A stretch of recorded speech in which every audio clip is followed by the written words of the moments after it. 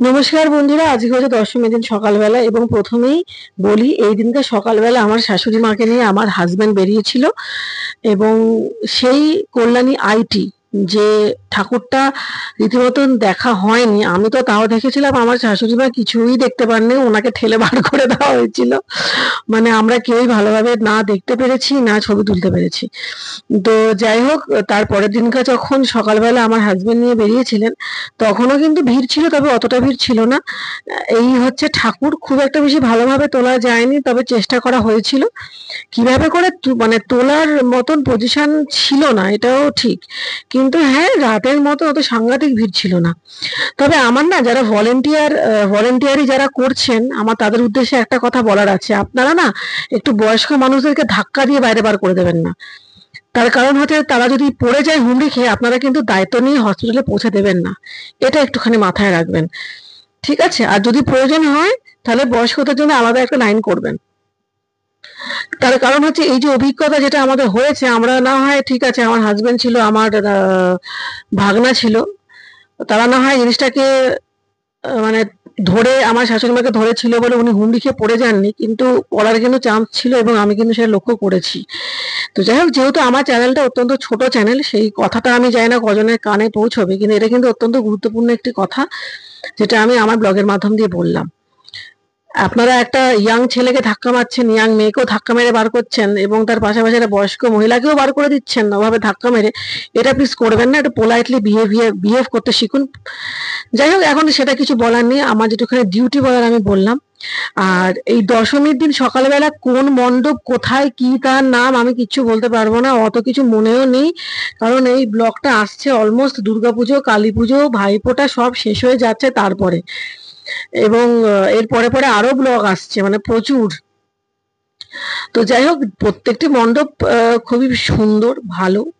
আমার তো প্রশংসা করার মতন ভাষা নেই, কারণ যেভাবে করে মণ্ডপগুলি তৈরি করা হয়েছে, যে সমস্ত শিল্পীরা করেছেন তাদের সম্বন্ধে আর কি বলবো। আমার তো মনে হয় তাদেরকে না মানে পুরস্কার দেওয়া উচিত, এবং যাতে এই শিল্পীটা আরো মানে শিল্প শৈলীটা তাদের যাতে আরো মানে বৃদ্ধি পায়, তার দিকে নজর দেওয়া উচিত। আর সত্যি কথা বলতে বন্ধুরা, এই মণ্ডপগুলো যখন ভেঙে দেওয়া হয় না, সত্যি খুব খারাপ লাগে। তো যাই হোক, আজকে এই ব্লগে আমরা দেখে নেব কাঁচরাপাড়ারই বেশ কয়েকটি নামী পুজো। আর এই যে মণ্ডপের ভেতরে ভিডিওটা করছেন আমার হাজবেন্ড, এটা সম্ভবত রথতলা, কাঁচরাপাড়া রথতলার পুজো, যেটুখানি আমার প্যান্ডেলটাকে বা মণ্ডপটাকে দেখে মনে হচ্ছে। আর এটা কোথাকার আমি বলতে পারবো না, কারণ এটা আমরাও দেখিনি, এই মণ্ডপটা আমরাও দেখিনি। এটা হচ্ছে গিয়ে গান্ধী মোড়ের পুজো একটা। আচ্ছা, এটা গান্ধী মোড়ের পুজো। এই পুজোটা কিন্তু আমাদের দেখা হয়নি আসলে, এত ভিড় হয় না যে পুজো দেখার ইন্টারেস্ট থাকে না। তো আপনারা এনজয় করুন পুজোটা, আমি আবার কিছুক্ষণ পরে ফিরে আসছি।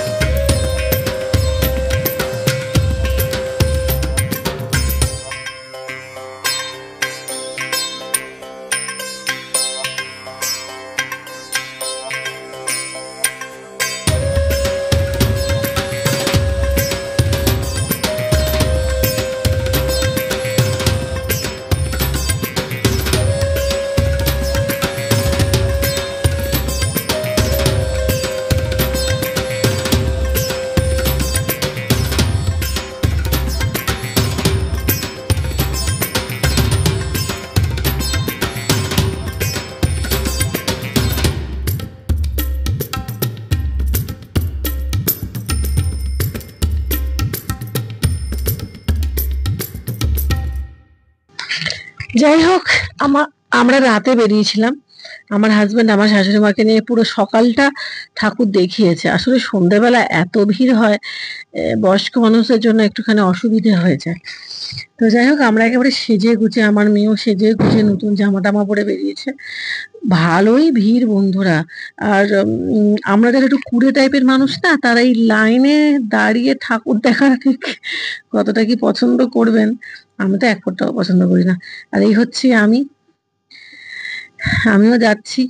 তবে হ্যাঁ, সকালবেলা একটা মণ্ডপ হয়তো আপনারা খেয়াল করেছেন, যেটা রাজবাড়ির আদলে করা হয়েছিল এবং সেটা সত্যি খুব অপূর্ব এবং সুন্দর। তবে এই মুহূর্তে যে মণ্ডপটাতে আমরা যাচ্ছি সেটা কিন্তু রাজবাড়ির মণ্ডপ নয়।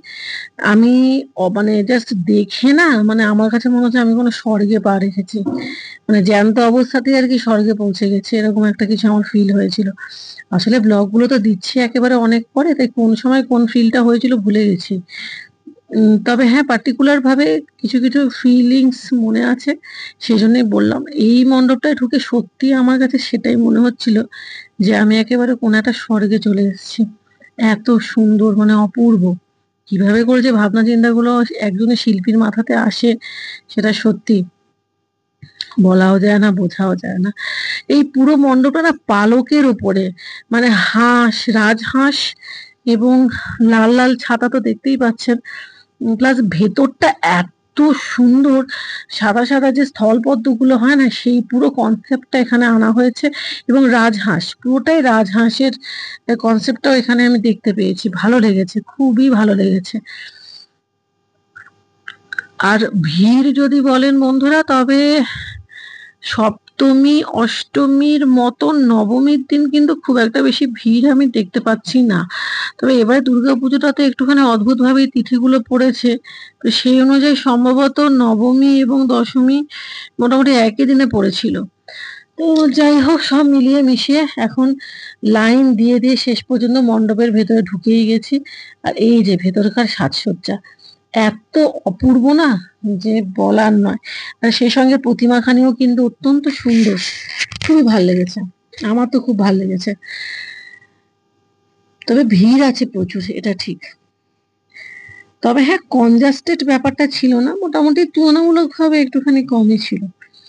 কিভাবে করে সাজিয়েছে সত্যি, যতই দেখছি আর ভাবছি না, আমি অবাক হয়ে যাচ্ছি। আপনারা একবার দেখুন, জাস্ট কি সুন্দর, জাস্ট আর কি, জাস্ট অপূর্ব।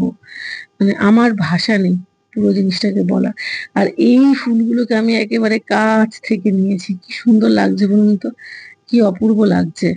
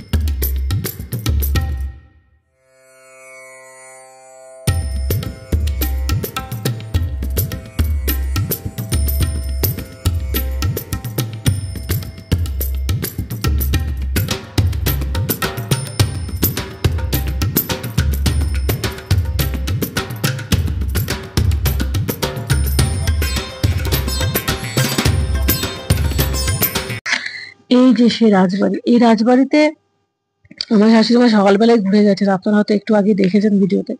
আর রাতের বেলা আমরা এসেছি। আর এই যে দুটো দারোয়ানকে দেখতে পাচ্ছেন না, এরা কিন্তু জ্যান্ত। তবে যাই বলুন বন্ধুরা, একটা বনেদি আনার কিন্তু আলাদাই একটা ঐতিহ্য আছে। এবং এই মণ্ডপটিকে এত সুন্দরভাবে এবং এত নিপুণতার সাথে রূপ দেওয়া হয়েছে যে আমাদের দূর থেকে দেখে মনে হচ্ছিল যে সত্যিকারেরই আমরা কোনো একটা রাজবাড়িতে এসে পৌঁছেছি। রাজবাড়ির সেই ফ্লেভারটা, রাজবাড়ির সেই ফিলিংসটা এই মণ্ডপে কিন্তু যথাযথভাবে পাওয়া গেছে এবং ভালোও লেগেছে। আমি শুধু ভাবি, বহু বছর আগে যে জমিদাররা জমিদারি করেছেন তারা কিভাবে করে রাজবাড়ি মেনটেন করতেন, মানে অদ্ভুত, জাস্ট অদ্ভুত। এবং আমি এখানে একটা সঙ্গীতও রেখেছি যেটাতে কপিরাইট ক্লেম পড়লে পড়বে, আমি তার একেবারেই মানে ধার ধারিনি বলতে পারেন। এই যে এত অপূর্ব এবং এত সুন্দর এবং পরিকাঠ, এত নৈপুণ্যতার সাথে রূপ দেওয়া হয়েছে যেটা বলার নয়। কিছু করার নেই, এটা দিয়ে দাও।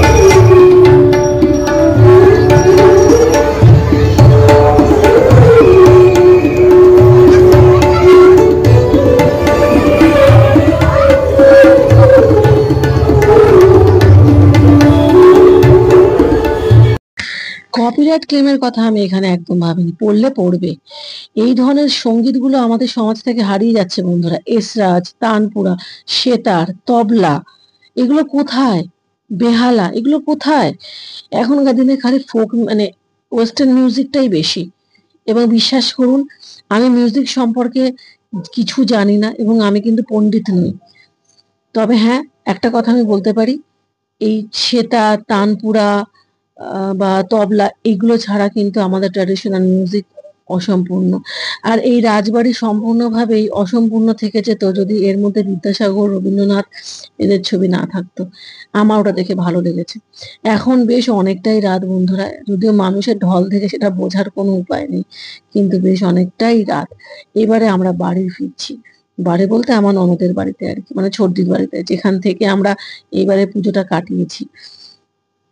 আর সেভাবে করে পুজো দেখার ইচ্ছে নেই। আজ তাহলে একটুখানি থাক বন্ধুরা। এর পরের দিনকা দেখা হচ্ছে একেবারে দশমীর দিন, সেখানে একটুখানি সিঁদুর খেলাও রয়েছে।